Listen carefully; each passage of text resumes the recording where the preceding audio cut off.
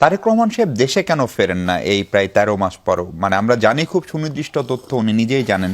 আপনাদের পর্যবেক্ষণ কি?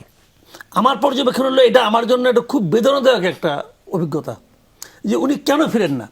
না ফিরতে পারেন, না ফেরার 20টা কারণ থাকতে পারে, কিন্তু আমার খালি একটাই বক্তব্য, উনি অথবা ওনার দল এই 20টা কারণের একটা কারণও জনগণের কাছে কেন বলেন না? না ফেরার নিয়ে কিন্তু কারণ নিয়ে কিন্তু আমার কোনো আপত্তি নেই, কারণ থাকতেই পারে। কি কারণ আছে উনি জানেন, ওনারা জানেন, কিন্তু উনি এবং ওনারা কেউ জনগণের কাছে এটা কেন ক্লিয়ার করেন না যে কেন উনি ফিরেন না।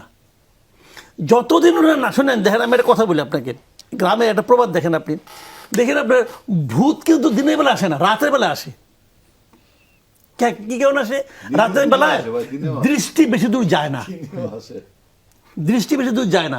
যখন দৃষ্টি না যায়, যখন অস্পষ্টতা থাকে, তখন মানুষ নানা ধরনের সন্দেহ করতে করতে ওটা ভূত পর্যন্ত নিয়ে যায়।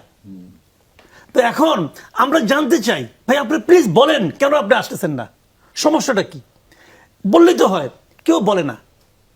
উনি বলেন না কেন জানি না, ইনারা বলেন না কেন তাও জানি না, ইনারা আবার ওনাকে জিজ্ঞাসা করেন কিনা তাও জানি না, উনি আবার ওনাদেরকে বলেন কিনা আমি তাও জানি না। কিন্তু আমি পাবলিক, আমি জানি না, এবং এই ওনাকে দেখতে চাই।